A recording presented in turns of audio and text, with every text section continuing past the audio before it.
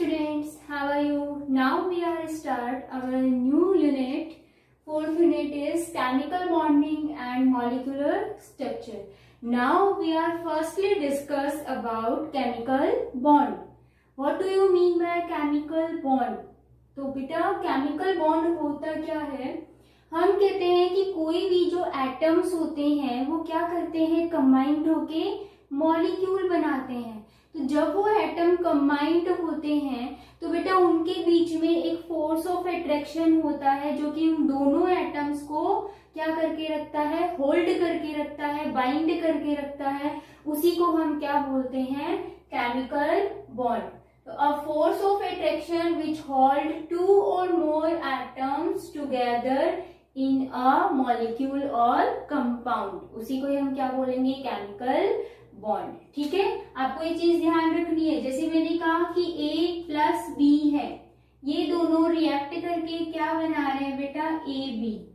तो इनके बीच में एक ऐसा फोर्स ऑफ अट्रैक्शन है जो कि A और B को बाइंड करके रखा हुआ है, होल्ड करके रखा हुआ है। इसी को ही हम क्या बोलेंगे बेटा, केमिकल बॉन्ड। तो आपको जो ये निशान दिख रहा है, साइन दिख रहा है, ये है क्या, एक्चुअल में केमिकल बॉन्ड है।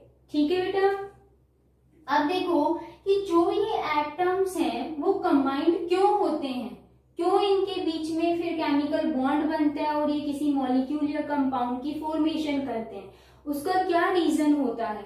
तो हम डिस्कस करेंगे अभी कि व्हाई डू एटम्स कंबाइंड, क्यों हो रहे हैं। ठीक है, ये चीज आपको ध्यान रखना है कि एटम कंबाइंड क्यों होते हैं। तो एक छोटा सा रीजन होता है, व्हाई डू एटम्स कंबाइन।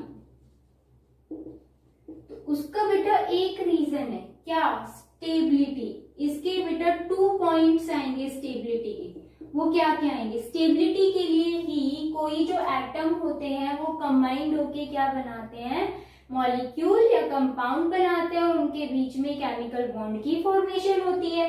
तो हम ये कह रहे हैं कि स्टेबिलिटी है क्या एक्चुअल में। देखो बेटा, फर्स्ट तो क्या, टू डिक्रीज एनर्जी, मतलब क्या है टू डिक्रीज एनर्जी। अब हम ये कहते हैं कि एनर्जी जिसकी कम होगी उसकी स्टेबिलिटी क्या होगी, ज्यादा। स्टेबिलिटी का मतलब है बेटा कोई भी जो एटम है वो रिएक्टिविटी शो ना करे। रिएक्टिविटी का मतलब किसी अनदर एटम के साथ कंबाइंड ना हो, वो क्या करे, किसी एक एटम के साथ कंबाइंड हो जाए, एक से ज्यादा एटम के साथ कंबाइंड होके क्या करे, अपनी स्टेबिलिटी बढ़ा ले। ठीक है, फिर उसको रिएक्टिव नहीं होना पड़ेगा। जैसे अगर हम ये कहें कि हम क्या करते हैं बेटा, अपनी जॉब ढूंढते हैं, एक जगह से दूसरी जगह पर जाते हैं, किस लिए, जॉब के लिए। तो हम ये कहते हैं कि जब हमें सेटिस्फाई हो जाता है कि हाँ ये जॉब हमारे लिए है, तो हम वहां पर क्या हो जाते हैं, वही जॉब करने लग जाते हैं, वो हम क्या हो जाते हैं, वहां पर फिक्स हो जाते हैं। दैट मीन्स हमें क्या मिल गई है, स्टेबिलिटी मिल गई। सेम एज इट इज जो एटम्स हैं वो कंबाइंड क्यों होते हैं, स्टेबिलिटी के लिए। अब स्टेबिलिटी के भी कौन कौन से पॉइंट्स होते हैं। फर्स्टली, अगर कोई एटम अपनी एनर्जी को इंक्रीज या डिक्रीज करता है तो स्टेबिलिटी पर क्या इफेक्ट पड़ता है। अगर उसकी एनर्जी क्या है बेटा, कम है, तो वो क्या होगा, ज्यादा स्टेबल होगा।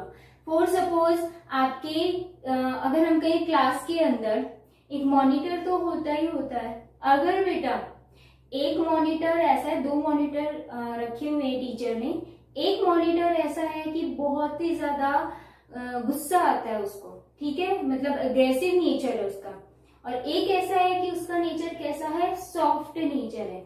तो जो अग्रेसिव नेचर जिसका है उसका मतलब उसमें एनर्जी क्या है, ज्यादा है, तो वो बच्चों के साथ झगड़ा करने लग जाता है, कोई उसकी बात भी नहीं मानता है। तो क्या फिर वो मॉनिटर रहेगा, टीचर क्या सोचेगा कि भाई इसकी तो बात कोई मानता नहीं है तो इसलिए इसको यहाँ से हटा दिया जाए, मतलब वो मॉनिटर नहीं रहेगा। इसका मतलब वो स्टेबल नहीं है, उसकी स्टेबिलिटी क्या हो गई, कम हो गई। बट जिसका नेचर सॉफ्ट होता है वो क्या करता है, प्यार से सारी चीजें हैंडल कर लेता है, क्लासरूम को डिसिप्लिन में रखता है। इसका मतलब क्या हुआ बेटा कि वो उसकी एनर्जी कम थी बट स्टेबिलिटी उसकी रह गई ना, क्योंकि टीचर ने क्या बोला कि यही मॉनिटर रहेगा पूरे 1 ईयर के लिए। तो सेम एज इट इज अगर किसी एटम की एनर्जी ज्यादा होती है तो वो क्या होता है बेटा, स्टेबल नहीं होता है, और जिसकी एनर्जी कम होती है वो क्या होता है, स्टेबल हो जाता है। तो हम ये कह रहे हैं कि एनर्जी वो डिक्रीज कैसे करेगा, तो जब भी बेटा एटम्स कंबाइंड होते हैं, न्यू बॉन्ड की जब भी फॉर्मेशन होगी, कॉम्बिनेशन ऑफ एटम जब भी होगा, हमेशा एनर्जी क्या होगी, रिलीज होगी। ठीक है, एनर्जी कब रिलीज होती है, जैसे मैंने कहा कि A प्लस बी कंबाइंड हो रहे हैं तो इनमें क्या हो रहा है, कॉम्बिनेशन हो रहा है, और जब भी कॉम्बिनेशन होगा क्या बनेगा, ए बी, तो बेटा साथ में क्या रिलीज होगी, एनर्जी रिलीज होगी। मतलब अब इनका यहाँ पर एनर्जी क्या है, हाई। ठीक है, हमने ये कहा कंबाइंड हो गए, जैसे ही कंबाइंड होंगे बॉन्ड बनेगा, बॉन्ड बनेगा तो एनर्जी क्या होगी, लूज हो जाएगी। ये एनर्जी रिलीज हो चुकी है, हमने प्रोडक्ट में लिखी है ये एनर्जी, रिएक्टेंट में नहीं लिखी है, तो इसका मतलब इन एटम्स की एनर्जी क्या हो गई, यहाँ पर कम हो गई है, ए और बी की एनर्जी कम हो गई, और energy come that means stability high. तो फर्स्ट समझ आ गया कि कोई भी एटम जो है वो कंबाइंड क्यों होता है, अपनी एनर्जी को डिक्रीज करने के लिए, और एनर्जी जितनी कम होगी उसकी स्टेबिलिटी उतनी ही हाई होगी। फर्स्ट पॉइंट ये। सेकंड, कि कोई भी जो एटम होता है उसका इलेक्ट्रॉनिक कॉन्फ़िगरेशन देखना होता है हमें। सेकंड है to complete octet.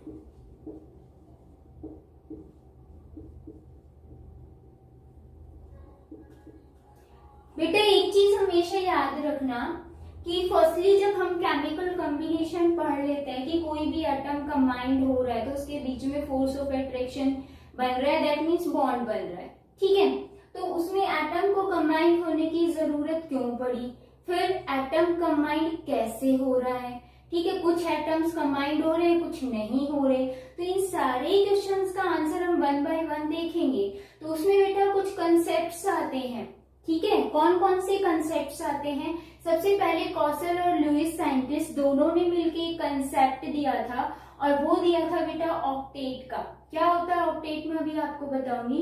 Then second दिया था बेटा वेस्पर थ्योरी आएगी, फिर वीबीटी थ्योरी आएगी, फिर एमओटी थ्योरी आएगी। इन चारों थ्योरीज के बेस पर हम ये देखेंगे कि एटम्स कंबाइंड क्यों हो रहे हैं, कैसे हो रहे हैं, एंड कुछ एटम कंबाइंड होते हैं, कुछ नहीं होते हैं, कुछ का रेशियो अलग होता है, कुछ का अलग रेशियो होता है, एंड उनकी अगर वो मॉलिक्यूल बना रहे हैं तो मॉलिक्यूल की स्ट्रक्चर क्या होती है। तो ये सारा डिस्कस हम करेंगे 1 बाय 1 के अंदर। तो कॉसल एंड जो लुईस साइंटिस्ट थे उन्होंने क्या कहा था, उन्होंने ये देखा क्या कि जितनी भी नोबल गैसेस होती हैं, नोबल गैसेस कौन कौन सी होती हैं, helium, neon, argon, krypton, xenon and radon. ठीक है, इनमें क्या होता है बेटा, इनका इलेक्ट्रॉनिक कॉन्फ़िगरेशन देखा, एंड साथ में क्या किया कि इन गैसेस का रिएक्शन करवा के देखे अनदर एलिमेंट के साथ। तो जब उन्होंने देखा कि जब इनकी रिएक्शन हम अनदर एलिमेंट के साथ कराते हैं तो वो रिएक्टिविटी शो नहीं कर रहे हैं, तो उसका रीजन जानने के लिए उन्होंने क्या देखा, इनका इलेक्ट्रॉनिक कॉन्फ़िगरेशन। और जब इलेक्ट्रॉनिक कॉन्फ़िगरेशन देखा तो हीलियम के आउटर सेल के अंदर, सबको पता होना चाहिए आउटर सेल सबसे बाहर वाली सेल जो है, ठीक है, सपोज करो आपके पास इस टाइप से है स्ट्रक्चर जिसमें सबसे बाहर है ये वाली सेल, तो इसको हम क्या बोलेंगे बेटा, वैलेंस सेल। और वैलेंस सेल के अंदर जो इलेक्ट्रॉन प्रेजेंट होता है, जो इलेक्ट्रॉन प्रेजेंट होगा इसको हम क्या बोलेंगे, वैलेंस इलेक्ट्रॉन। ठीक है, तो वैलेंस सेल के अंदर जो इलेक्ट्रॉन है, वैलेंस इलेक्ट्रॉन, ये कितने प्रेजेंट है, हीलियम में 2। नियॉन का जब इलेक्ट्रॉनिक कॉन्फ़िगरेशन देखा तो लास्ट में 8 था, इसमें भी 8 था, इसमें भी 8 एंड 8, दिस वन 8। तो उन्होंने ये कहा कि जितने भी नोबल गैसेस होते हैं उनके आउटर सेल में क्या है, 8 इलेक्ट्रॉन है, मतलब वैलेंस इलेक्ट्रॉन कितने हैं, 8 इलेक्ट्रॉन है, तो वो रिएक्टिविटी शो नहीं करती है, किसी भी अदर एटम के साथ या एलिमेंट के साथ रिएक्शन नहीं कर रही है, मॉलिक्यूल नहीं बना रही है, कंपाउंड नहीं बना रही है, इसका मतलब वो अपने आप में क्या है, स्टेबल है। ठीक है, तो उन्होंने ये कहा कि जिस भी एलिमेंट के आउटर सेल के अंदर 8 इलेक्ट्रॉन प्रेजेंट होते हैं उसको हम क्या बोलते हैं, octet. That means element have 8 valence electron is known as octet. Octet का मतलब वैलेंस इलेक्ट्रॉन 8। ठीक है, अब देखो, अब इसमें तो 8 है ही नहीं, इसमें क्या है, डुप्लेट। तो उन्होंने सिर्फ ऑक्टेट के लिए बता दिया, डुप्लेट के लिए बस नाम दे दिया कि जिसके लास्ट सेल में 2 इलेक्ट्रॉन होते हैं उसको डुप्लेट बोलते हैं, एंड 8 इलेक्ट्रॉन होते हैं तो उनको क्या बोलते हैं, ऑक्टेट। बट जनरली जितने भी एलिमेंट होते हैं वो अपना ऑक्टेट कंप्लीट करने के लिए रिएक्टिविटी शो करते हैं, मॉलिक्यूल बनाते हैं, कंपाउंड बनाते हैं। ठीक है, तो ऑक्टेट कंप्लीट करने के लिए ही जो एटम्स है वो क्या हो रहे हैं, कंबाइंड हो रहे हैं। अगर उनका ऑक्टेट कंप्लीट हो गया मतलब वो किसी भी एलिमेंट के साथ रिएक्शन नहीं कर रहे, और रिएक्शन नहीं कर रहे दैट मीन्स वो क्या है, स्टेबल, और स्टेबल है तो दैट मीन्स क्या हो गया, अब आगे रिएक्शन होनी नहीं है, बन गया जो बनना था। अगर वो एटॉमिक फॉर्म में रहना चाहता है तो एटॉमिक में रहेगा, मॉलिक्यूल में रहना चाहता है तो मॉलिक्यूल में। वो डिपेंड किस पे करता है, स्टेबिलिटी पर। ठीक है, तो बेटा यहाँ पर ये आया था ऑक्टेट रूल। ऑक्टेट रूल में आपको ये ध्यान रखना है वैलेंस इलेक्ट्रॉन कितने होने चाहिए, 8। कॉसल एंड लोएस साइंटिस्ट ने ये इसकी स्टडी की थी नोबल गैसेस पे। ठीक है, तो नोबल गैसेस किसी भी अदर एलिमेंट के साथ रिएक्शन नहीं करती हैं, इसीलिए इनको बेटा नॉन रिएक्टिव गैसेस भी बोला जाता है, मतलब ये रिएक्शन नहीं करती हैं। ठीक है, ये बता दिया था किसमें, ऑक्टेट के अंदर, ऑक्टेट रूल के अंदर। बट बेटा ऑक्टेट में भी कुछ लिमिटेशंस आ गई थी, वो हम डिस्कस करेंगे कि क्या क्या लिमिटेशंस थी। देन उसके बाद हम ये बात करेंगे कि how do atoms combine, atom combine कैसे होते हैं, अभी तो क्यों हो रहे हैं ये डिस्कस कर रहे हैं। तो फर्स्ट चीज ध्यान रखना, अपनी एनर्जी को डिक्रीज करने के लिए ताकि वो स्टेबल हो सके, एंड अपना ऑक्टेट कंप्लीट करने के लिए ताकि वो फिर से स्टेबल हो सके। तो आपको ये चीज ध्यान रखनी है, जल्दी से स्क्रीनशॉट ले लो सभी और अच्छे से देख लेना। स्क्रीनशॉट लेने के बाद जूम करके भी देख सकते हो, नहीं भी देखना तो मत देखो अगर यहाँ क्लास में समझ आ जाता है तो।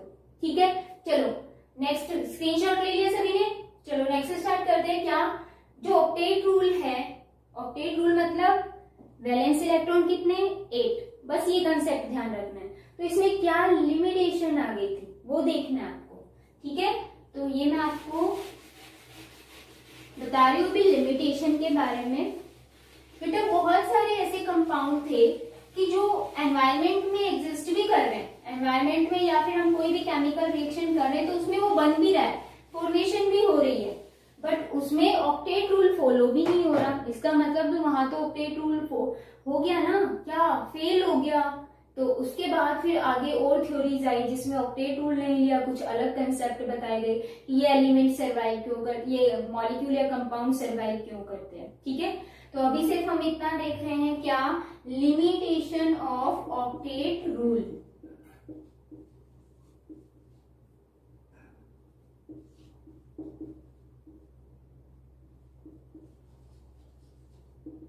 ऑक्टेट रूल की लिमिटेशन क्या थी, सबसे first, formation of hydrogen molecule. Hydrogen molecule बोला है दैट मीन्स H2, अगर हाइड्रोजन एटम बोलते तो ओनली क्या आता है, H। अब देखो हाइड्रोजन आपस में कंबाइंड होते हैं, इस हाइड्रोजन के पास क्या होता है, ओनली 1 इलेक्ट्रॉन, मैंने ये लिख दिया 1 इलेक्ट्रॉन। ठीक है, डॉट से रिप्रेजेंट कर दिया। एंड दूसरा हाइड्रोजन है उसके पास भी क्या है, 1 इलेक्ट्रॉन। ठीक है, जब अगर हम देखेंगे कि ये बॉन्ड बनाएंगे तो इनके पास टोटल इलेक्ट्रॉन कितने होंगे, 2। तो क्या इनका ऑक्टेट पूरा हुआ, नहीं, ऑक्टेट में डुप्लेट की बात नहीं आती, सिर्फ किसकी बात आती है, ऑक्टेट की। तो हाइड्रोजन की तो फॉर्मेशन हो रही है जबकि इसका ऑक्टेट कंप्लीट है ही नहीं। ठीक है, फर्स्ट ये लिमिटेशन। सेकंड क्या, formation of BCl3 and AlCl3। अब अगर हम देखें BCl3, देखो बेटा बोरोन, बोरोन का एटॉमिक नंबर कितना होता है, 5। अगर हम देखें, आपने 9th में भी पढ़ा था कि जो फर्स्ट सेल है उसमें कितना इलेक्ट्रॉन चाहते हैं, 2। अब बचे कितने 3। तो लास्ट सेल में कितने इलेक्ट्रॉन है 3। स्ट्रक्चर भी बनाई होगी आपने, फर्स्ट सेल के अंदर ये 2 इलेक्ट्रॉन है एंड सेकेंड सेल के अंदर कितने हैं 1 2 3। दैट मीन्स लास्ट सेल में 3 इलेक्ट्रॉन है, तो वैलेंस इलेक्ट्रॉन कितने हो गए बेटा 3। तो हम इसको डॉट से रिप्रेजेंट कर देंगे, ठीक है। वैलेंस इलेक्ट्रॉन को डॉटेड से रिप्रेजेंट करना around the symbol of element, उसको बेटा हम बोलते हैं लुईस डॉट स्ट्रक्चर, जो हम आगे डिस्कस करेंगे। केमिकल बॉन्ड बनेगा तब, केमिकल बॉन्ड के टाइप्स पढ़ेंगे उसके बाद, ठीक है। तो ये चीज ध्यान रखना है। यहाँ पर 3 मैंने कर दिया। नेक्स्ट देखो बेटा क्लोरीन है, कितने हैं 3 है। अब देखो क्लोरीन के पास कितने होते हैं, अगर मैं क्लोरीन की बात करूं तो क्लोरीन का एटॉमिक नंबर क्या होता है 17। फर्स्ट सेल के अंदर 2 मैक्सिमम, सेकेंड के अंदर मैक्सिमम कितने होते हैं 8। अब बचे कितने 7। तो लास्ट सेल के अंदर कितने हैं 7 इलेक्ट्रॉन, मतलब वैलेंस इलेक्ट्रॉन कितने हो गए 7। उसको ऑक्टेट पूरा करने के लिए क्या चाहिए, ओनली 1 इलेक्ट्रॉन चाहिए। तो एक क्लोरीन यहाँ है बेटा, 1 इलेक्ट्रॉन कंप्लीट करने के लिए इसके साथ पेयरिंग कर लेगा, बाकी 6 इधर होंगे। तो मैं आपको ऐसे समझा देती हूँ, अच्छे से दिखे आपको। मैंने यहाँ बना दिया बोरोन क्लोरीन 1 2 3, ठीक है। ये तो है बेटा बोरोन की वैलेंस इलेक्ट्रॉन एंड क्लोरीन के मैंने क्रॉस से रिप्रेजेंट कर दिए। कितने हैं 7 हो गए 7। सेम एज इट इज यहाँ पर 7, सेम एज इट इज यहाँ पर 7 होंगे, ठीक है। अब देखो बेटा इसको ऑक्टेट कंप्लीट करने के लिए क्या चाहिए, ओनली 1 इलेक्ट्रॉन। अगर ये इलेक्ट्रॉन इस इलेक्ट्रॉन के साथ शेयरिंग कर ले तो इसका तो क्या हो जाएगा बेटा ऑक्टेट कंप्लीट हो गया, शेयरिंग हो गई। अगर हम इसका देखें तो इसका भी क्या हो रहा है ऑक्टेट कंप्लीट। अगर इसकी बात करें तो इसमें भी क्या हो रहा है ऑक्टेट कंप्लीट। अब देखो बोरोन के पास 3 इलेक्ट्रॉन थे, 3 इनके साथ शेयरिंग हो रही है, तो टोटल कितने इलेक्ट्रॉन आए देखो। अब इसके पास कितने आए काउंट करोगे आप। 3 तो खुद के थे, 3 क्लोरीन के हो गए, कितने हो गए 6 इलेक्ट्रॉन, मतलब बोरोन हैज 6 इलेक्ट्रॉन। उसका क्या ऑक्टेट पूरा हुआ नहीं हुआ, फिर भी वो क्या है स्टेबल है। दैट मीन्स BCl3 बन रहा है, एग्जिस्ट भी करता है। तो इसका मतलब यहाँ पर तो ऑक्टेट रूल क्या हो गया फेल। तो BCl3 या फिर हम AlCl3 की बात करें तो यहाँ पर आप क्या ले लोगे एल्यूमिनियम। एल्यूमिनियम में भी वैलेंस इलेक्ट्रॉन कितने होते हैं 3। कैसे, क्योंकि एल्यूमिनियम जो होता है उसके एटॉमिक नंबर क्या होता है 13। फर्स्ट सेल में 2, सेकेंड में टोटल इलेक्ट्रॉन 8। आपको पता है ना 2n² से निकालते हम कि फर्स्ट सेल में कितने इलेक्ट्रॉन होंगे, सेकेंड में कितने। फर्स्ट मतलब n की वैल्यू 1 पुट करोगे, सेकेंड मतलब n की वैल्यू 2 पुट करोगे, आपके पास नंबर ऑफ इलेक्ट्रॉन आ जाएंगे। बचे कितने 3, तो यहाँ पर कितने हैं 3 इलेक्ट्रॉन बोरोन की तरह। तो यहाँ भी क्या कर दोगे बेटा एल्यूमिनियम, फिर भी ये क्या करता है एग्जिस्ट करता है, ठीक है। ये क्या करता है एग्जिस्ट करता है, बट सिंगल फॉर्म में नहीं, ये डायमेरिक फॉर्म में चेंज हो जाता है, वो हम आगे डिस्कस करेंगे। लेकिन बेटा बात तो वही है कि यहाँ पर बोरोन जो है या एल्यूमिनियम है उसके तो पास कितने इलेक्ट्रॉन है 6 इलेक्ट्रॉन है। ऑक्टेट कंप्लीट हुआ नहीं, तो यहाँ पर ऑक्टेट रूल क्या हो गया फेल हो गया। तो ये चीज समझ आ गई, जल्दी से आप देख लो, नोट कर लो। हम थर्ड पॉइंट स्टार्ट करते हैं। थर्ड पॉइंट क्या है बेटा, फॉर्मेशन ऑफ PCl5।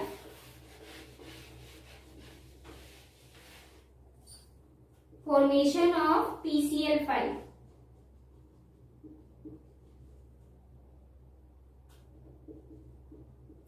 देखो बेटा यहाँ पर हमने देखा था कि इलेक्ट्रॉन कितने थे 2 इलेक्ट्रॉन, बस 2 ही इलेक्ट्रॉन थे, 8 नहीं थे।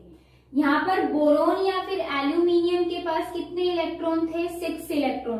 क्लोरीन की बात नहीं हो रही है, क्लोरीन कंप्लीट कर चुका है ऑक्टेट, तो यहाँ ऑक्टेट फेल हुआ, बट बोरोन वाले केसेस में हो गया। तो ये तो पूरा एक ही कंपाउंड है, ठीक है। नेक्स्ट अगर हम बात करें PCl5 की, तो बेटा जो फॉस्फोरस होता है उसके एटॉमिक नंबर 15 होता है 285। समझ आ रहा है, वैलेंस इलेक्ट्रॉन कितने हैं 5। तो आपको क्या करना है, फॉस्फोरस के पास 5 इलेक्ट्रॉन 1 2 3 4 एंड 5। ऐसे ही क्लोरीन, मैं अब दोबारा नहीं बताऊंगी क्लोरीन का क्योंकि पहले हम ड्रॉ कर चुके हैं। क्लोरीन के पास 1 2 3 4 5 हो गया। अब हमने कहा कि 1 इलेक्ट्रॉन ये क्या कर रहे हैं, आपस में शेयरिंग करके बॉन्ड बना रहे हैं। ठीक है, आपको पता है कि जब कोई भी एलिमेंट्स या एटम्स क्या करते हैं, शेयरिंग करते हैं इलेक्ट्रॉन की, तो बॉन्ड जो बनता है वो कौन सा बनता है, कोवेलेंट बॉन्ड। ठीक है, तो यहाँ पर बेटा अगर हम देखें तो ऑक्टेट किसका कंप्लीट हो रहा है, क्लोरीन का, सेम जैसे इसमें था। बट फोस्फोरस के पास देखो 5 तो इसके खुद के थे, 5 क्या हो जाएंगे क्लोरीन, शेयरिंग मतलब ये बॉन्ड बन गया। अब ये इलेक्ट्रॉन जो है वो फोस्फोरस के लिए भी काउंट होगा और ये इलेक्ट्रॉन क्लोरीन के लिए काउंट होगा। तो अगर हम फोस्फोरस की बात करें तो फोस्फोरस के अंदर टोटल इलेक्ट्रॉन कितने आ गए हैं, 10 इलेक्ट्रॉन आ गए। इसका मतलब क्या है, यहाँ तो देखो 8 से भी ज्यादा है, ऑक्टेट में तो 8 इलेक्ट्रॉन होते हैं ना 8 इलेक्ट्रॉन, यहाँ तो कितने हैं 10, मतलब ऑक्टेट रूल यहाँ भी क्या हो गया, फेल हो गया। फॉर्मेशन ऑफ PCl5 को एक्सप्लेन नहीं कर पाया, फॉर्मेशन ऑफ BCl3 AlCl3 को एक्सप्लेन नहीं कर पाया, फॉर्मेशन ऑफ हाइड्रोजन को एक्सप्लेन नहीं कर पाया। नेक्स्ट जो पॉइंट आता है वो ये है बेटा, formation of the SF6 sulphur का। अब मैं नेक्स्ट जो पॉइंट बता रही हूँ बेटा अच्छे से देख लेना, नोट कर लेना। SF6 इंपॉर्टेंट है बेटा, पूछा जाता है। हम 4th पॉइंट देख रहे हैं, formation of SF6 sulphur, atomic number 16 2 8 6, valence electron 6, draw कर दो 1 2 3 4 5 एंड 6, इसके पास 6 थे। फ्लोरीन बेटा, क्लोरीन जो है और जो फ्लोरीन है वो सभी एक ही फैमिली के मेंबर है, या हम ये कहें फ्लोरीन का आप देख के चलो, क्या एटॉमिक नंबर कितना होता है, 9 2 7, कितने इलेक्ट्रॉन है, वैलेंस 7, क्लोरीन में भी कितने थे 7।